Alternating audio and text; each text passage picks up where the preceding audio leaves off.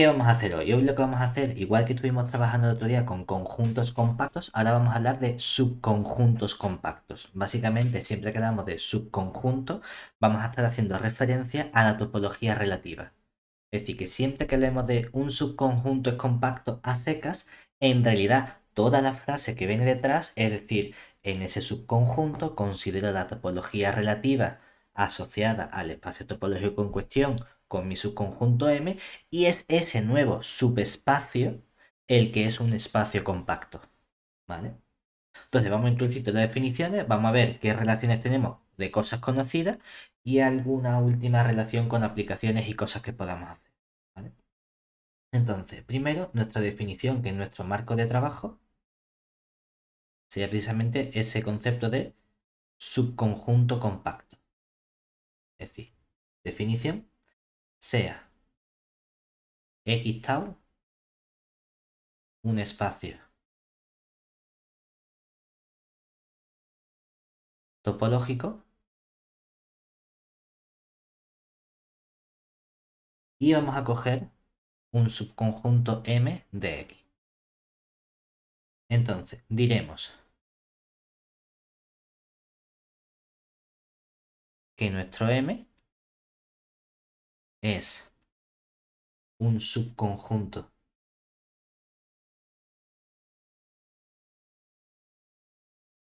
compacto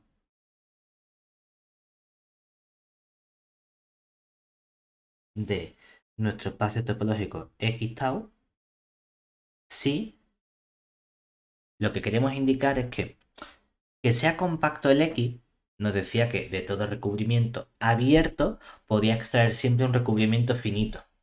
Uno podría pensar, bueno, a lo mejor que un subconjunto sea compacto podría significar que de todo recubrimiento, no del espacio total X, sino de todo recubrimiento de mi conjunto M, que sea un recubrimiento abierto, pueda extraer uno finito. Esa no va a ser la definición que nos va a interesar de subconjunto compacto. Eso es un nuevo concepto que no estudiamos nosotros, pero que se llama conjunto relativamente compacto, que tiene mucho que ver ahí, pero no es exactamente el que el subconjunto a secas sea compacto. Para que el subconjunto a secas sea compacto, le quiero dotar a ese conjunto de una topología propia. Y la topología natural es precisamente la topología relativa.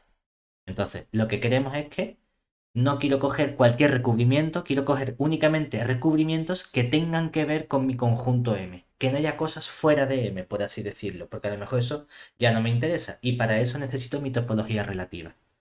Entonces, este subconjunto M es un subconjunto compacto del X tau si el M con la correspondiente topología relativa, tau su M, es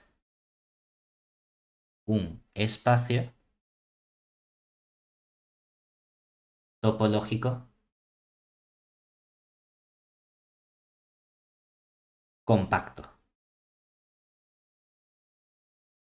La condición es que sea compacto, que es un espacio topológico, eso lo sabemos seguro porque justamente la topología relativa me la construyo para que eso sea un espacio topológico. Esa es la gracia. ¿Verdad? En particular, lo que observamos, nota, si M es un subconjunto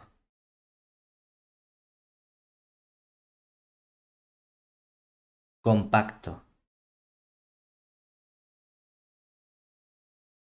de un cierto espacio topológico X tau su X, entonces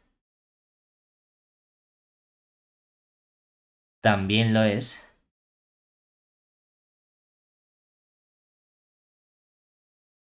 de cualquier otro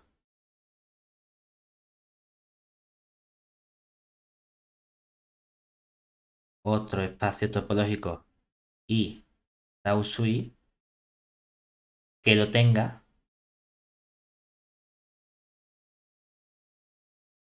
como subespacio topológico.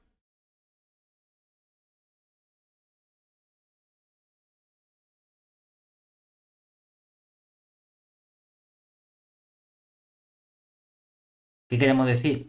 Que si mi M con la topología relativa ya es un espacio topológico compacto, y resulta que hay otro más grande, que es el X tau de X, que tiene ese M con la topología relativa como su espacio topológico, bueno, pues cualquier otro subespacio topológico mayor que yo me siga construyendo, para ese sigue verificando que el M tau de M es un espacio compacto. Entonces, en el momento en el que es compacto para uno, para cualquier otro que lo contenga, pero con la propiedad no de que sea un subconjunto, sino de que sea un subespacio, es decir, hay una relación entre las topologías de que una tiene que ser más fina que la otra, también tengo siempre un espacio compacto o un subconjunto compacto. ¿De acuerdo? Vamos ahora con la única, bueno, voy a decir la única demostración importante, pero mm, una afirmación que sí es de las más importantes que nos interesa tener en mente y saber su demostración y saber cómo funciona, que es a ver qué nos hace falta a nosotros para conseguir subconjuntos compactos. A ver si hay alguna característica que yo pueda tener sobre el subconjunto que sea suficientemente buena para poder afirmar que es un conjunto compacto. Y en particular tenemos una que es el concepto de cerrado. Es decir, proposición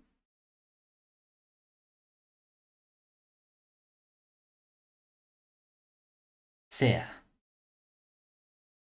X tau un espacio topológico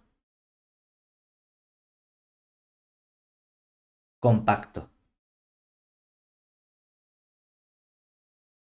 y M un subconjunto suyo, de modo que tal que M es cerrado.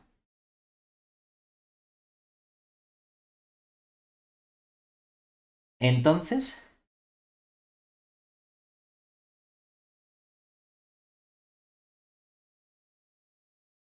M tau su M es compacto.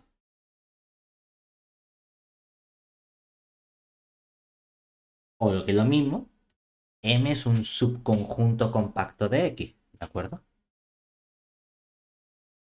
¿Por qué hemos dejado un huequecito ahí encerrado? Porque hay conceptos que muchas veces hacemos un abuso de notación, pero es súper importante, y de verdad es súper importante, porque yo tuve una crisis durante mi tesis de, oh Dios, se me ha olvidado indicar dónde cada cosa es cerrada o densa. Un conjunto es abierto porque pertenece a una topología correspondiente. Si yo simplemente digo abierto, es porque solo hay una topología y no hay duda de dónde pertenece ese conjunto. Lo mismo cuando hablamos de cerrado, denso, compacto, es con respecto a una topología. Porque la compacidad, ¿dónde está la topología? Es que coges un recubrimiento abierto de cosas de una topología. Aquí hay dos cosas a lo mejor, un tau su m. Y algo de cerrado es que al m lo puedo dotar de una topología propia que es la topología relativa. Entonces, ¿qué hago? ¿Veo el m como algo que está en X tau? ¿O lo veo como algo de X tau su m?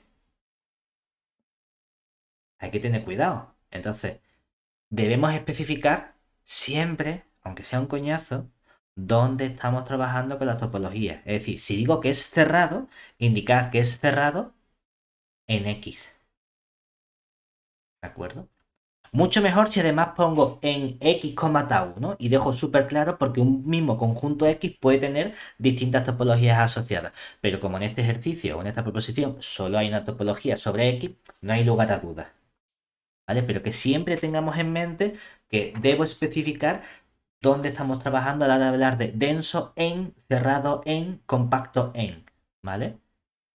Se nos olvida muchas veces y hacemos un abuso de notación y en algún momento podemos tener problemas. ¿Vale?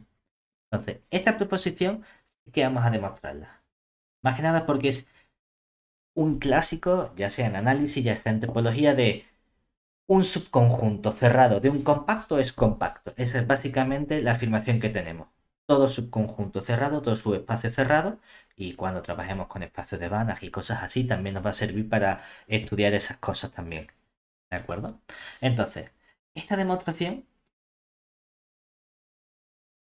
es realmente, no voy a decir la única interesante que tiene esta lección, pero básicamente sí.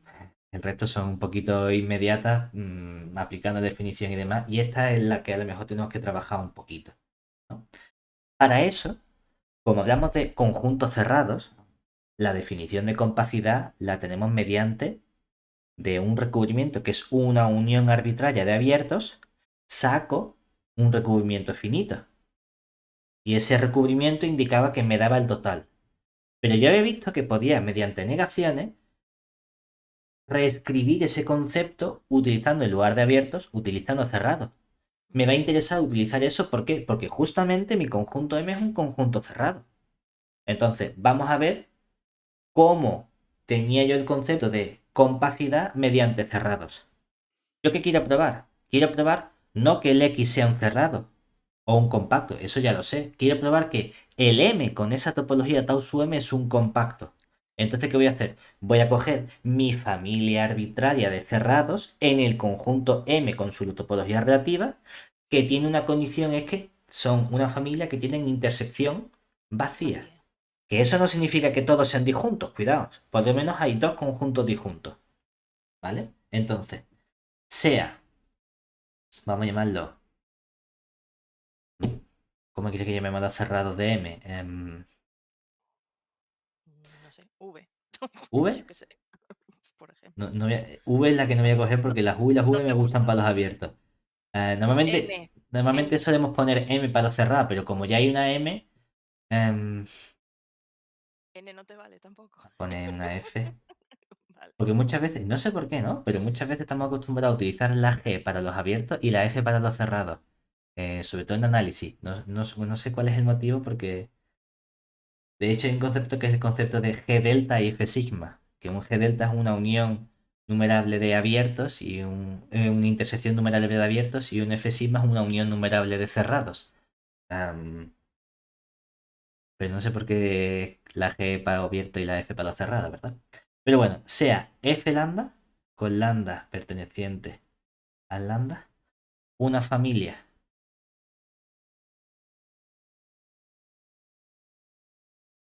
de cerrados. Y aquí hay que especificar, porque ahora tengo dos topologías. En M tau su M con intersección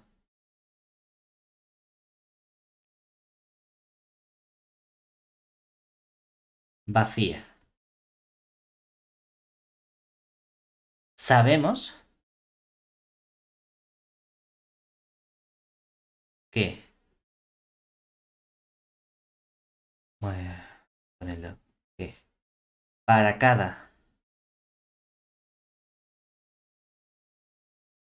lambda perteneciente al lambda mayúscula, ¿qué ocurre? Que cada conjunto F sub lambda se puede expresar como quién. Para topología relativa tenía muy clara cuál era el concepto de o la reescritura de un abierto en mi topología relativa. Todo abierto en la topología relativa se expresa como M intersección un abierto de la topología tau que tenemos al principio. Pero es que esa misma reescritura era válida también para los cerrados, ¿verdad? Todo cerrado, F lambda, se puede escribir también como un cerrado. ¿Qué letra pongo ahora? Pone M intersección, aunque no me gusta ya poner X lambda, ¿vale? Con ese conjunto X lambda que sea cerrado en X tau, ¿vale? ¿Cuál es el objetivo? Ver si puedo extraer una cantidad finita, ¿verdad? Ahora, ¿qué ocurre? A cada F lambda le construimos un X sub lambda, ¿verdad? ¿Eso qué significa? Que entonces tenemos una familia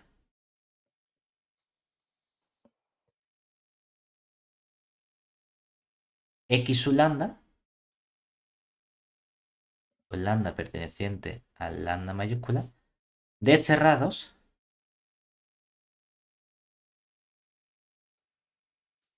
en X con nuestra topología tau, ¿verdad? Y la pregunta es, ¿qué pasa con esta familia X sub lambda?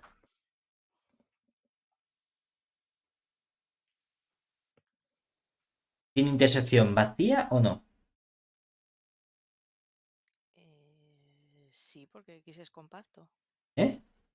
Sí, porque X es compacto. Mm, como tengo un... Pero la duda es, yo necesitaría... Compacidad me dice, si construyes una familia de cerrados disjunta, entonces puedo extraer una subfamilia finita que sigue siendo disjunta. Ujú. Yo he partido de una familia de cerrados disjunta, pero en M con mi topología tau su M, ¿verdad? Sí. Entonces, ¿esta familia únicamente es disjunta? Cuidado, esta familia no sé si es disjunta, ¿verdad?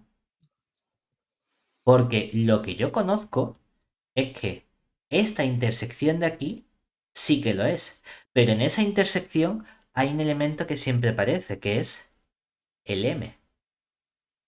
¿Podría ocurrir que yo coja una familia de cerrados X su lambda que tengan elementos en común, pero que todos esos X su lambda sean disjuntos con el M? Podría ocurrir perfectamente.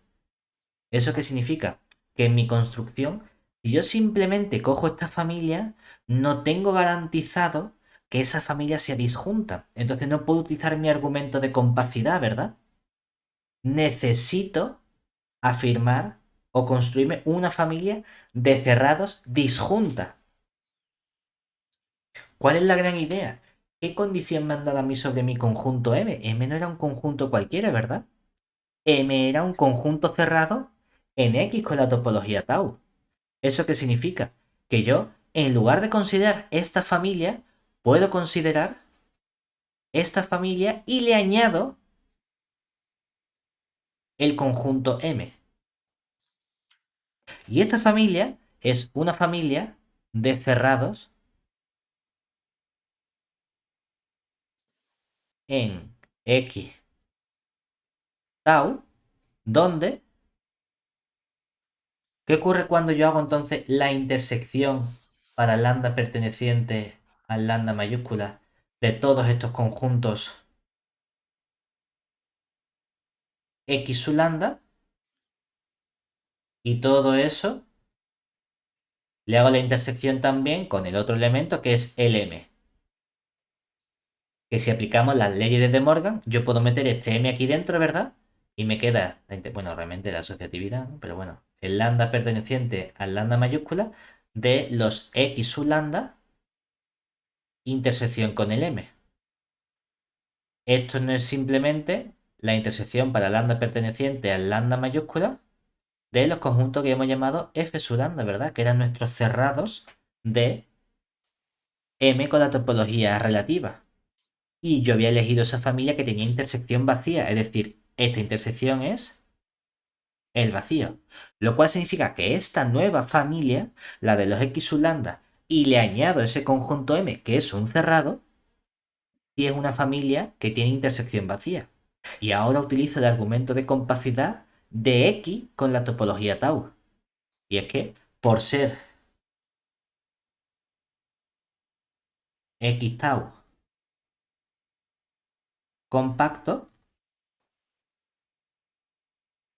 existe un lambda estrellita contenido en lambda finito, tal que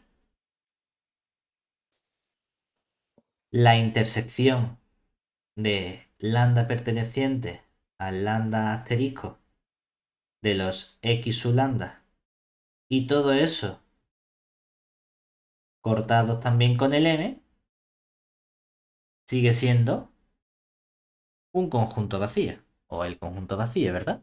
He sacado una familia finita que sigue teniendo intersección vacía, porque eso es lo que me decía mi caracterización de compacidad. de toda familia de cerrados con intersección vacía, puedes extraer una familia finita que sigue teniendo intersección vacía. Pero fíjate que lo que estamos diciendo aquí entonces que es, para cada X sub lambda construyo el asociado F sub lambda, ¿verdad? ¿Y eso qué me está indicando entonces? Que de este modo la familia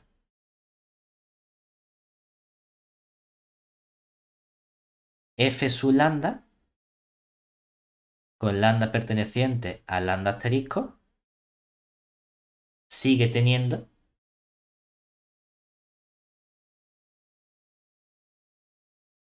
intersección vacía.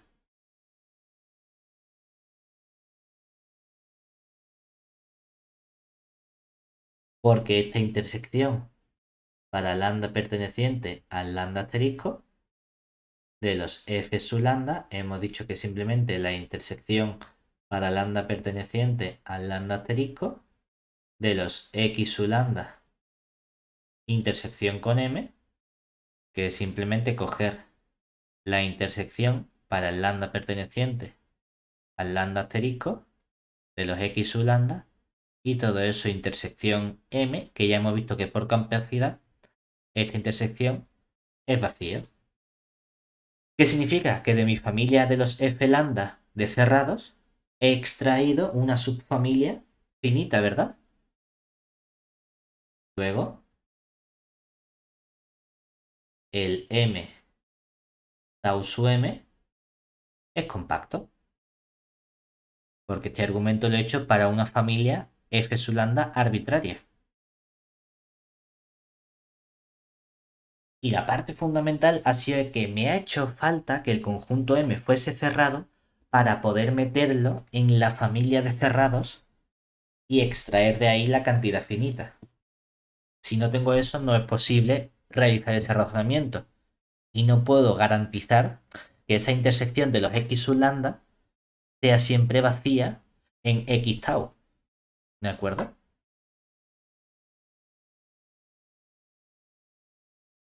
Una vez que tenemos esta demostración, que es very important porque es una clásica de la parte de topología de un subconjunto cerrado de un compacto es siempre compacto, ya podemos irnos a ver qué otras propiedades podemos tener con compacidad. Una de las propiedades interesantes que teníamos en espacios topológicos era la propiedad de separación T2 o de Hausdorff, que me decía, dados puntos aislados en el sentido de que si tengo dos puntos distintos, siempre puedo encontrar dos abiertos disjuntos, de modo que cada uno está en uno de esos abiertos.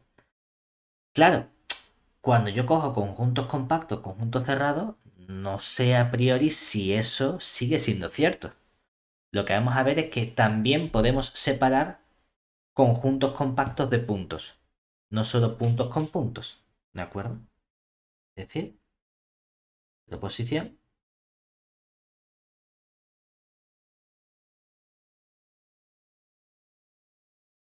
que decimos, venga, sea X tau un espacio topológico de Hausdorff. O T2 o como lo queramos llamar que nos guste más, ¿de acuerdo? Entonces, si M contenido en X es un subconjunto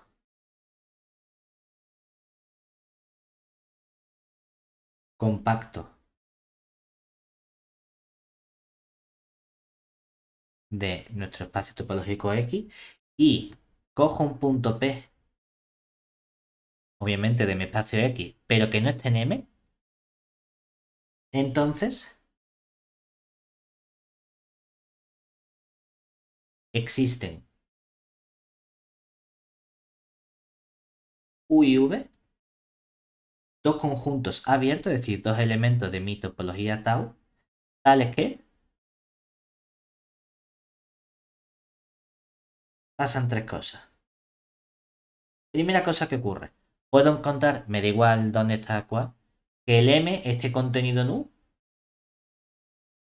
que el punto P pertenezca al abierto V y además que esos abiertos sean disjuntos, es decir, U intersección con V es igual al vacío. Digo que me da igual porque hay veces que a lo mejor alguien escribe el punto P está en U y la M está contenido en V. Me da igual cuál sea el abierto U, cuál sea el abierto V. ¿De acuerdo? Lo importante es que en esta situación diremos que U y V separan el punto P del compacto M.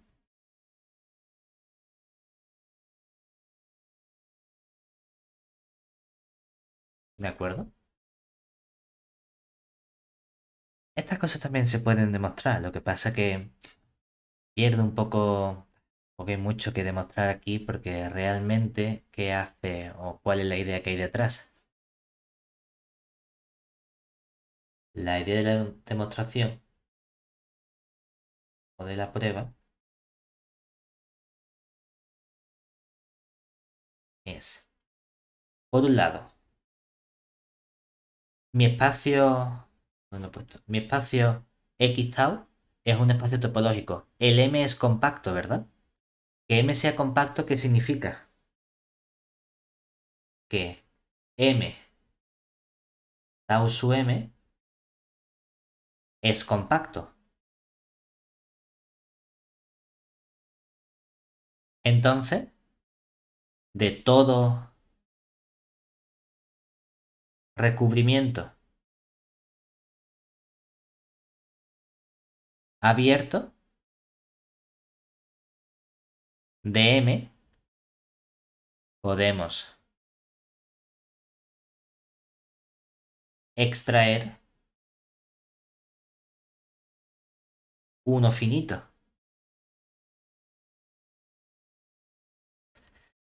¿Qué ocurre ahora? Que P es un punto que está donde en X menos M. Entonces, yo puedo encontrar un abierto V,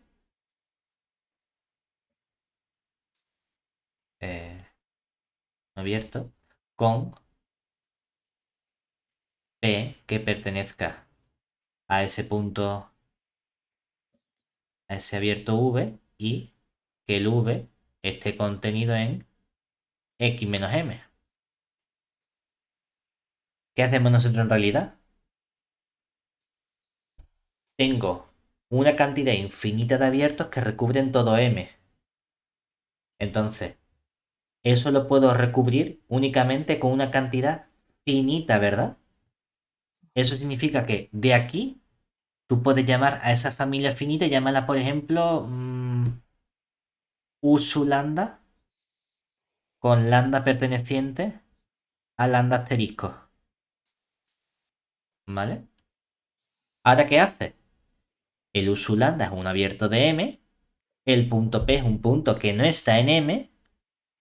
Como todo el espacio X es de Hausdorff, yo puedo separar el punto P de cualquier punto de M, ¿verdad?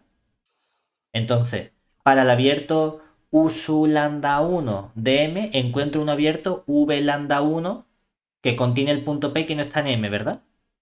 Y así lo hago con todo, es decir, yo puedo encontrar para cada U su lambda un V lambda que cumple estas condiciones con lambda perteneciente al lambda asterisco. Pero ¿qué ocurre entonces? Que U su lambda, la unión de esos U su lambda es todo el conjunto M porque era un recubrimiento. Por compacidad de M, esa cantidad finita sigue siendo un recubrimiento finito del conjunto M. O sea que, obviamente, se cumple que el M está contenido en la unión para lambda perteneciente al lambda asterisco de los conjuntos U su lambda, ¿verdad? Ujú.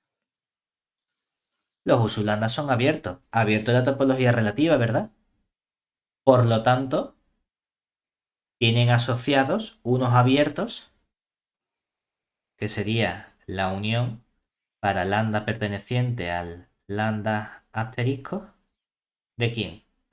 Todo abierto de la topología relativa se expresa como M intersección. am, hmm, ¿Qué conjunto pongo aquí? Em, W, W lambda, ¿no? Sí. Con W lambda, que son abiertos de la topología tau, ¿vale? Entonces al final tengo justamente mi M contenido en esa unión de abiertos y tengo obviamente una cantidad finita de abiertos V su lambda, ¿verdad?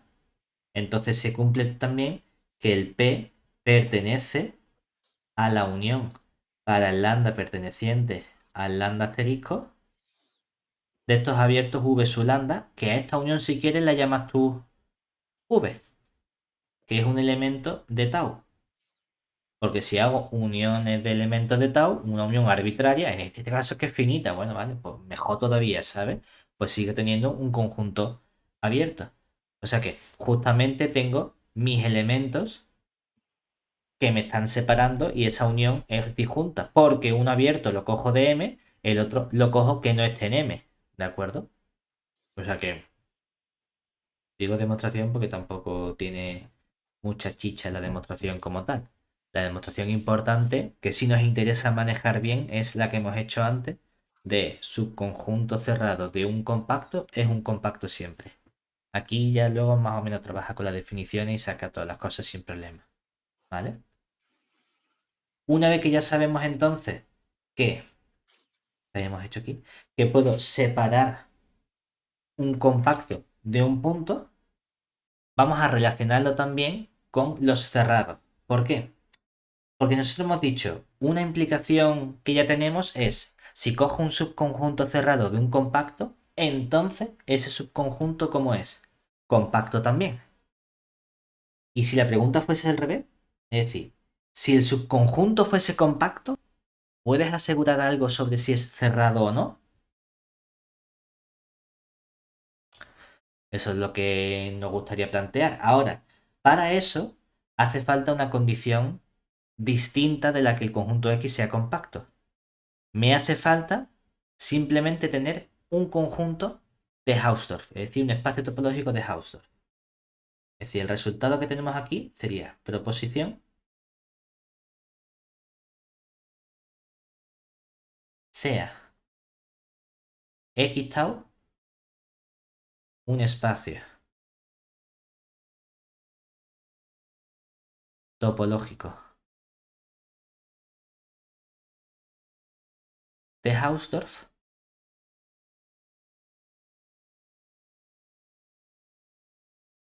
y vamos a coger M contenido en X que sea un subconjunto compacto. Entonces, podemos garantizar que nuestro M es cerrado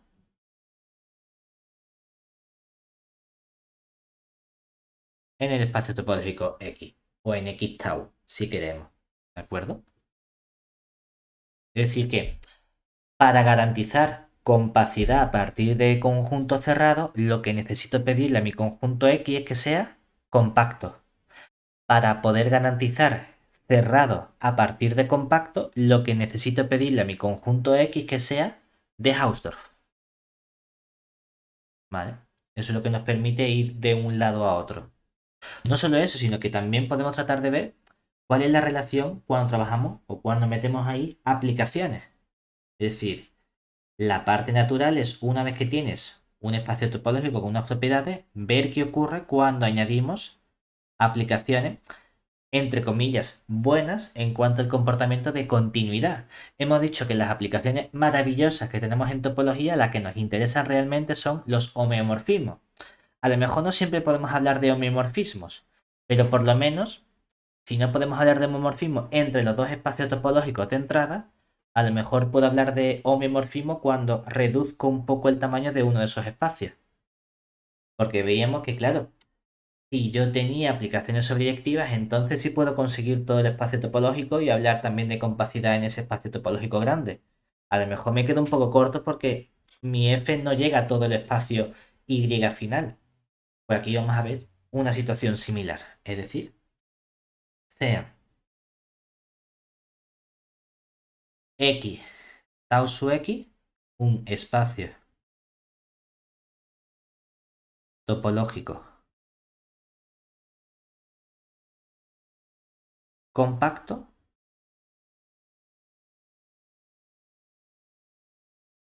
y tau su Y un espacio topológico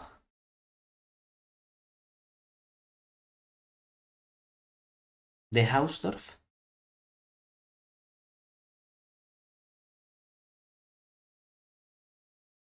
y F que va de X tau su X en Y tau su Y una aplicación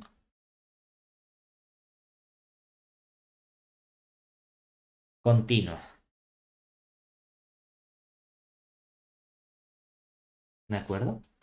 Entonces, lo que yo quiero tratar de hacer es ver qué condiciones me hace falta para que esta F evolucione de aplicación continua a homeomorfismo.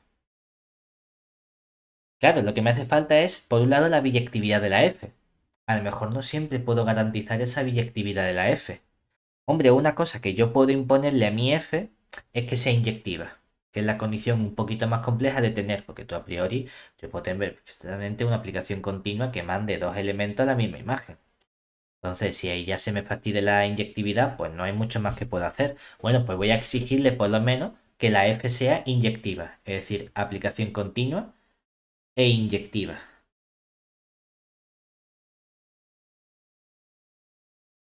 Claro, ¿qué ocurre? Que la sobreyectividad tampoco la tienes siempre garantizada. Tú no tienes por qué, aunque tengas tu aplicación continua e inyectiva, eso no te garantiza que la imagen te dé todo el conjunto Y.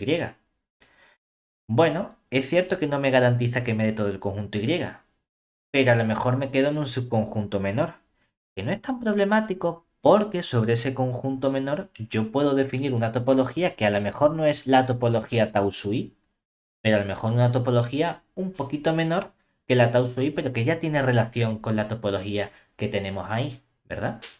Entonces, ¿eso qué significa? Que seguro puedo garantizar que la F, realmente si somos muy precisos, el libro no lo escribe así, pero yo debería escribir la... bueno, voy a restringir, pero F, debería poner otra letra, ¿no? Pero F que vaya de X tau de X en, no la Y, sino en F de X, y no con la topología de Y, sino con la topología relativa del conjunto F de X, esta nueva aplicación que le llamas F, aunque en realidad podría llamarla G, que es la aplicación que coincide con F en estos elementos, es un homeomorfismo.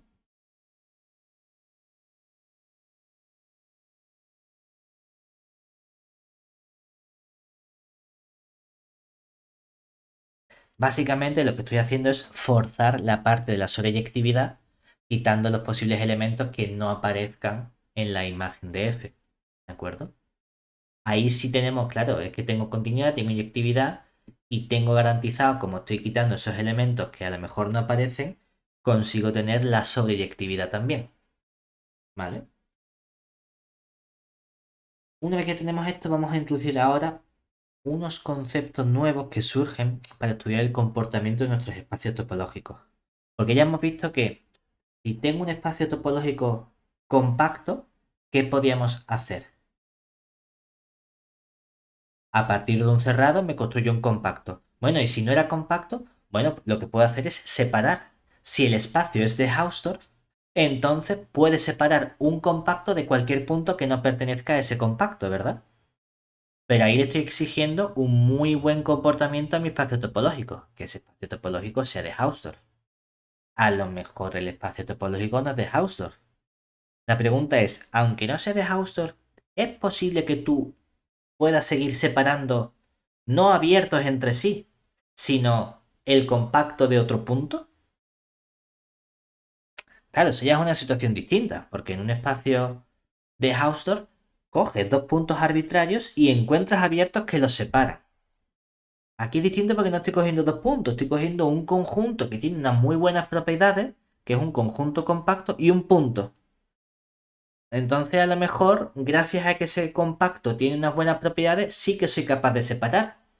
O a lo mejor no lo soy. Entonces, como va a haber casos en los que sí que podamos separar y casos en los que no, vamos a poner un nombre a esos espacios topológicos que presentan esa propiedad. ¿De acuerdo? Entonces vamos a introducir primera definición de esta segunda parte. Definición. Diremos que un espacio topológico X tau es regular si para todo M contenido en X que sea un cerrado en X o en X tau y para todo punto P que no pertenezca a M, es decir, que esté en el complementario de M, existen U y V abiertos de tau que separan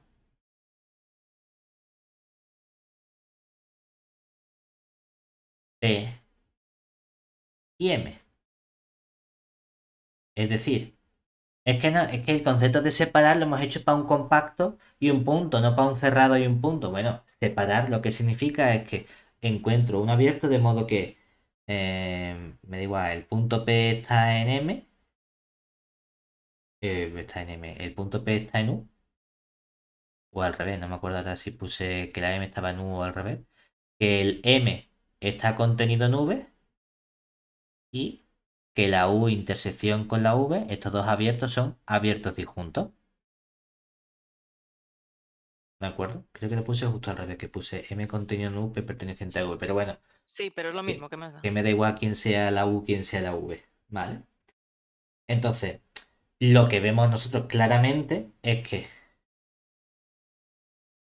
cuando le meto un buen comportamiento, entonces esto seguro que se puede hacer, ¿verdad? Proposición que hemos visto nosotros previamente. A ver si lo encontramos. Aquí, si tengo un espacio topológico de Hausdorff, y el M es un subconjunto compacto, no un subconjunto cualquiera, entonces sí que puedes separar, ¿verdad? Bueno, pero es que en este ejercicio el M no es un compacto, el M es un cerrado. Vaya. Pero hay una cosa y es que si el X es compacto y coges un cerrado, automáticamente la M como es. Compacto también. Anda. Pues si yo a mi X le pido que sea de Hausdorff y que sea compacto, por ser compacto, todo subconjunto suyo automáticamente es un compacto, ¿verdad? Y por ser de Hausdorff, todo compacto que tenga él lo puede separar. Ah, pues mira qué bien. Es decir, hay un buen comportamiento de los espacios topológicos compactos que son de Hausdorff, ¿verdad? Es decir, todo espacio topológico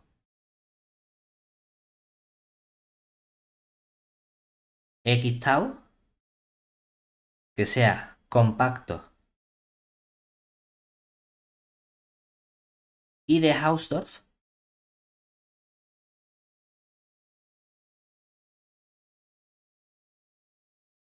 es regular.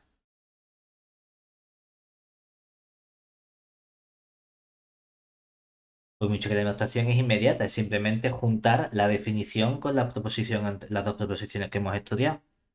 Que automáticamente, por ser compacto, cuando yo coja un cerrado M contenido en él, ese cerrado M es un compacto. Mira qué bien. Y además, por el otro lado, por ser de Hausdorff y el M un compacto, puedo separarlo. Pues ya lo tenemos. Lo que pasa que, claro, estoy pidiendo un muy buen comportamiento, ¿verdad? Porque en general, para hablar de regularidad de un espacio topológico, no necesito coger compactos. Necesito coger conjuntos cerrados y separar el cerrado de cualquier otro punto que no esté en él.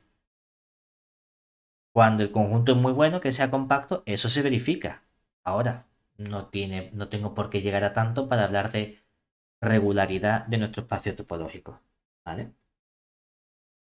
Lo que sí podemos hacer es separar esos conjuntos cuando son también no solo de un punto a un cerrado o a un compacto, sino, bueno, ¿y por qué no avanzamos y cogemos dos conjuntos simplemente? A ver si puedo separar esos dos conjuntos. Veamos qué nos hace falta para poder hablar de separación de dos conjuntos. A ver qué comportamiento tengo que exigirle a esos conjuntos con los que vamos a trabajar. Entonces, sea x tau un espacio topológico de Hausdorff.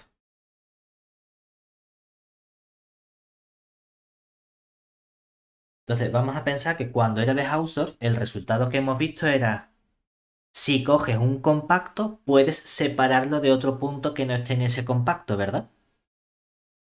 Eso es el resultado que habíamos estudiado antes de introducir ese concepto de regularidad. Como tengo un espacio topológico de Hausdorff, lo que tiene sentido es que le exija a los dos conjuntos que los dos conjuntos sean compactos. Es decir, si M1 y M2 contenidos en X son subconjuntos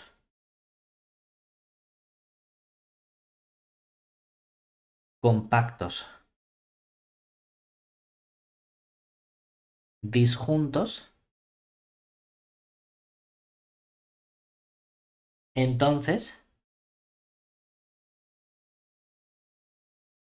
existen U1 y U2 abiertos de tau, es decir, pertenecientes a tau, tales que los separan.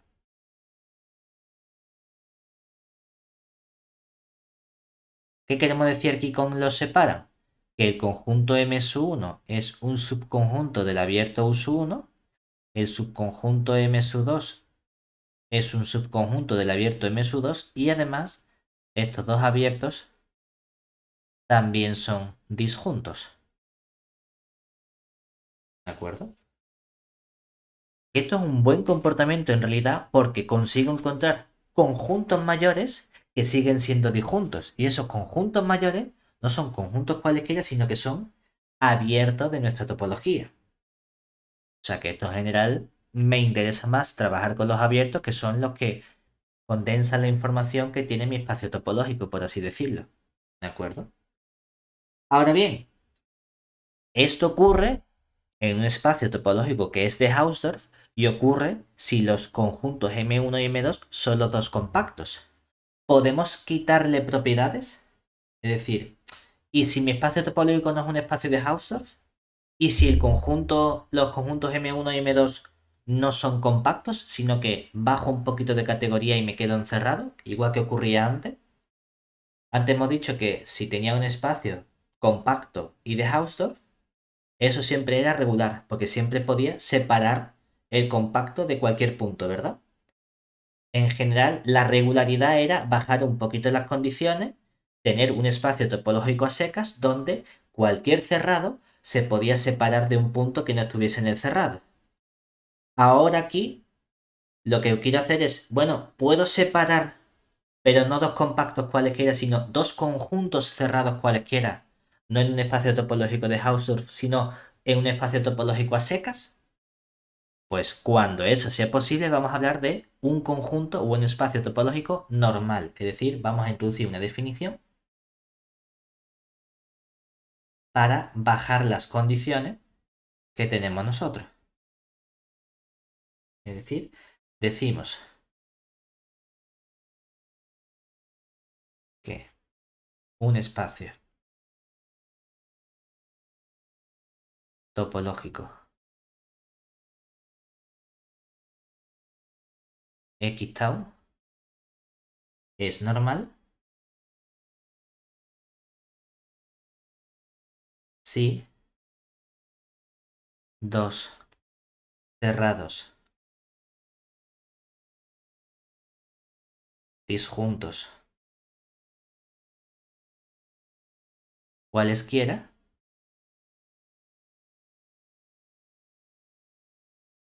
pueden separarse. Y recordemos que aquí, cuando hablamos de pueden separarse, lo que queremos decir es que existen dos abiertos que contienen a cada uno que los separan. Es decir, pueden separarse si uno quiere mediante dos abiertos disjuntos.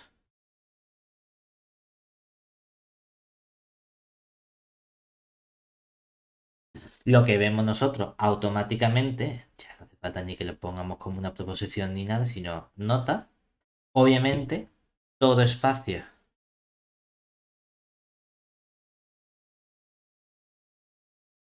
topológico compacto y de Hausdorff,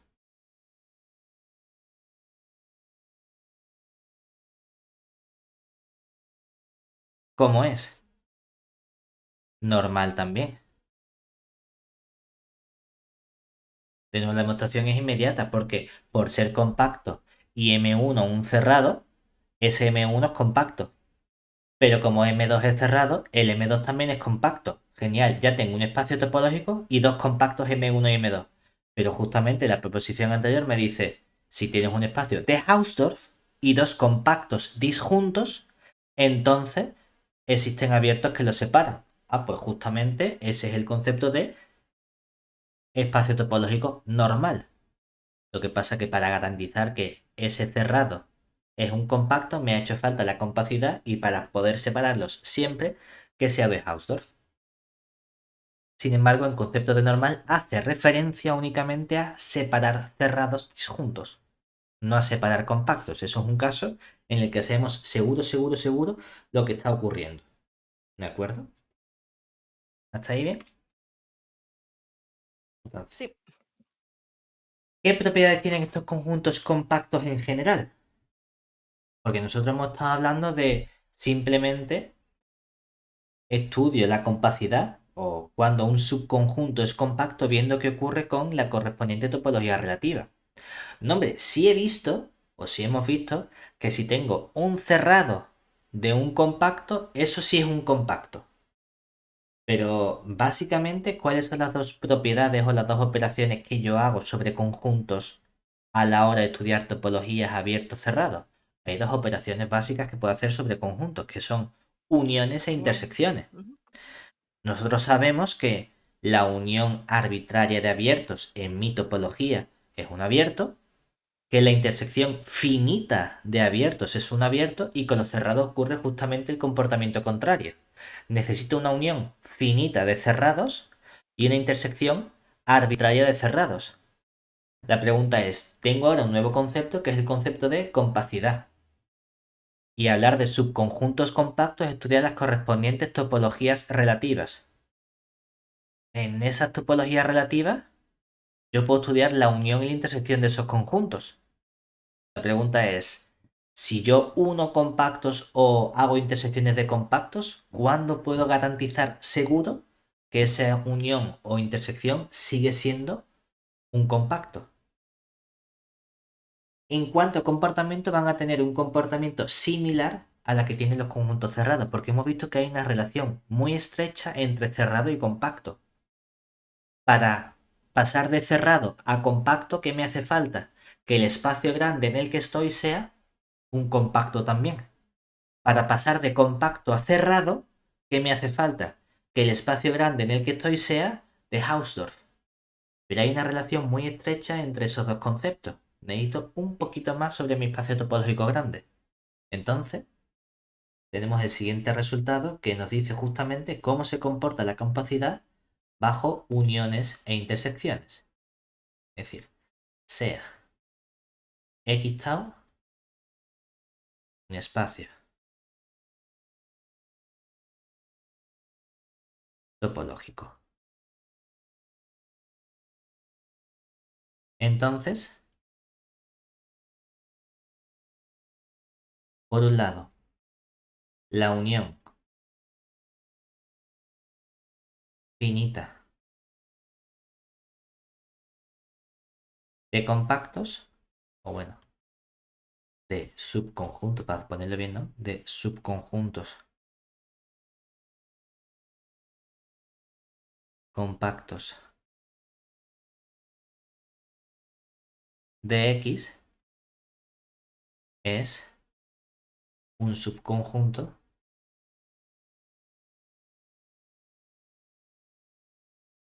compacto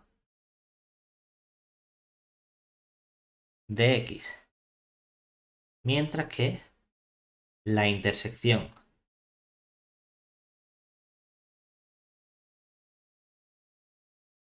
arbitraria, arbitraria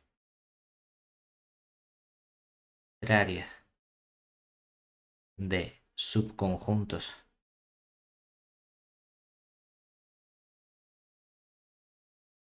compactos de X es de nuevo un subconjunto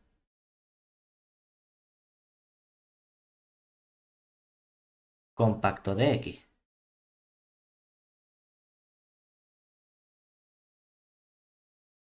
¿De acuerdo? Esto es lo que nos hace falta a nosotros conocer sobre el comportamiento de compactos. La última parte del libro de esta lección es simplemente fijarnos en un espacio que ya sabíamos que era el único espacio que conocemos que no es un espacio compacto, ¿verdad? Que era el espacio topológico R con la topología usual. Es el único que nosotros hemos visto como ejemplo, además lo hemos demostrado de forma distinta, o bien dando un recubrimiento del cual no podemos extraer uno finito, o bien utilizando esa argumentación de que todo punto, toda sucesión tenía que tener al menos un punto de aglomeración, y veíamos un ejemplo de una sucesión que era la n cuadrada, por ejemplo, que no tenía punto de aglomeración, luego no podía ser compacto.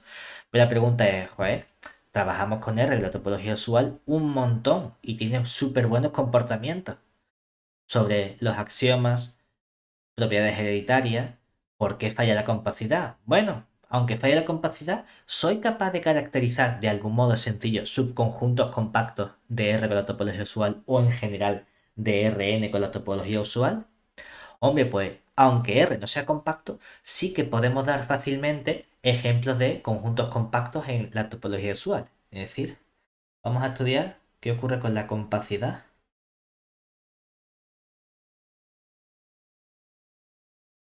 en R con la topología usual. Entonces, ya sabemos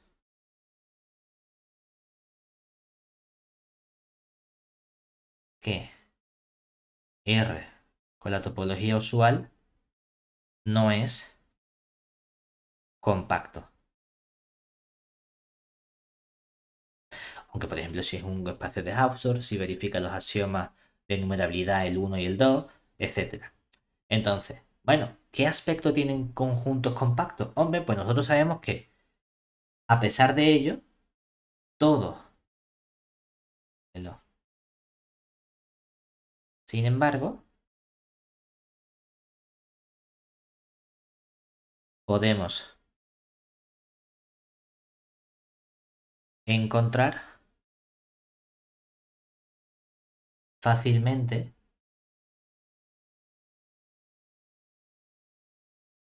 subconjuntos suyos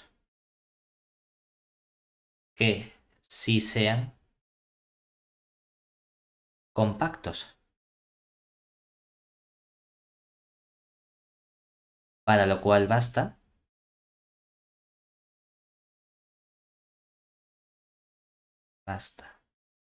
tomar un subconjunto que sea intervalo A, extremo B, subconjunto de R. Ahora, cuidado con lo que vamos a escribir porque ¿cómo se llama este conjunto corchete A, B corchete? Como conjunto, esto se llama intervalo, intervalo cerrado y acotado. Ujú. Digo cuidado porque aquí intervalo cerrado, ese apellido cerrado, no tiene absolutamente que ver a priori con el concepto de cerrado en la topología. Ni el concepto de acotado tiene nada que ver a priori con el concepto de acotado en topología.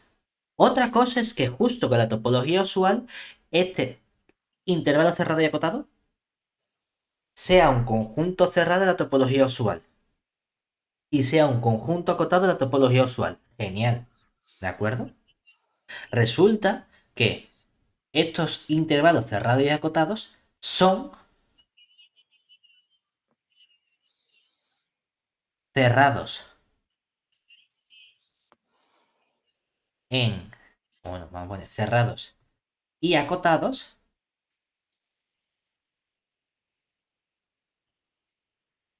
en R con la topología usual. Pero lo que quiero decir es que esta parte de cerrado hace referencia a la topología. Esta parte de acotado hace referencia a la topología. Pero la azul no hace referencia, sino es casualmente el nombre que han decidido ponerle a ese conjunto. Si yo cambio la topología usual por otra topología distinta, ese conjunto va a seguir llamándose intervalo cerrado y acotado. Pero a lo mejor va a dejar de ser un conjunto cerrado en esa nueva topología que yo considere. O va a dejar de ser un conjunto acotado en esa nueva topología que yo considere. ¿De acuerdo? Hay que tener cuidado con los nombres. Aunque aquí están malamente elegidos porque en análisis solemos trabajar siempre con topología usual. Y no cambiamos las cosas. ¿Vale? Ahora bien, la pregunta es, bueno, da la casualidad, evidentemente, de que todo intervalo de esta forma es un cerrado y un conjunto acotado en esta topología usual. Va en un sentido. La pregunta es, ¿puedo cerrar el otro sentido? Es decir, ¿todo cerrado y acotado es un intervalo de esta forma? Es decir, ¿es un conjunto compacto? A lo mejor sí, a lo mejor no. El libro, curiosamente, pone esto simplemente como una proposición, cuando en realidad es un teorema que tiene nombre propio. Es el teorema de Heine-Borel, que es un teorema de la de Gordo, como para llamarlo simplemente proposición a secas. Entonces, en general, ese teorema no dice, no solo en R, sino en realidad generaliza cualquier tipo de buen espacio, que en la lección 2 creo que vimos que los espacios guay eran los espacios métricos, los que me permitían construir mi topología a partir de una distancia.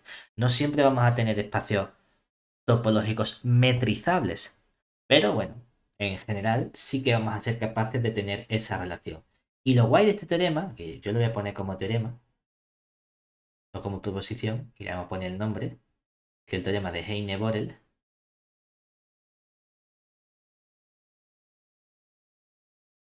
que es la última proposición que pone el libro, lo que nos dice es que todo conjunto, es decir, sea, o bueno, ve cómo lo escribo, en R con la topología usual, un conjunto M contenido en R es compacto si y solo si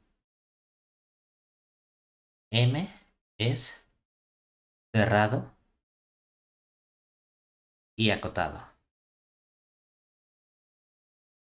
Aquí no indicamos en R lo que sea porque es la única topología que estamos introduciendo. Es decir, que los compactos son justamente los conjuntos cerrados y acotados.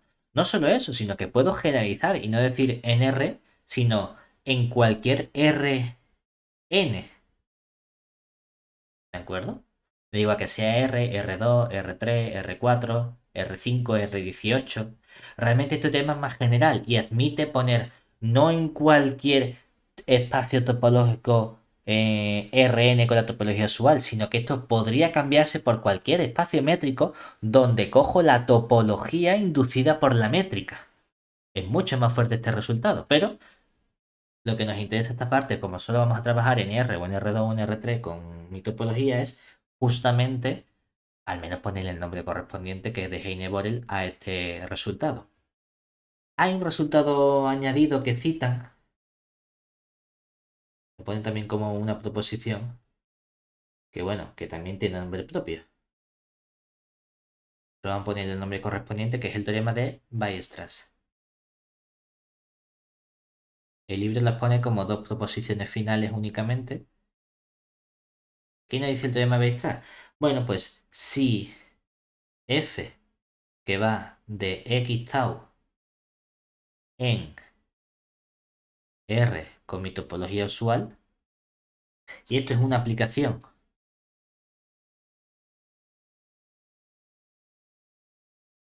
continua,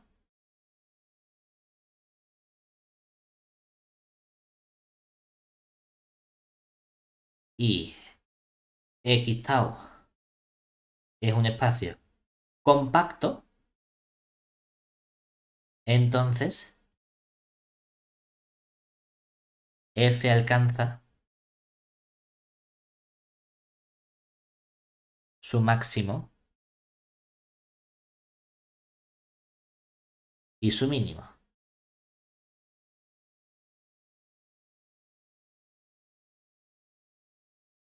Que estas dos proposiciones finales las pone el libro únicamente por relacionar el comportamiento de análisis que tienen estos resultados relacionados con la topología, pero bueno, por lo menos vamos a poner el nombre correspondiente, que sería el primero Heine-Borel y el segundo teorema de Weierstrass. Probablemente aquí podemos mejorar y decir no solo mi aplicación F es continua, sino que es uniformemente continua, pero tampoco hace falta que entremos en eso. Simplemente que tenemos estos dos resultados finales que muchas veces son útiles. Y con eso ya finiquitamos la parte de compacidad y subconjuntos compactos. ¿De acuerdo?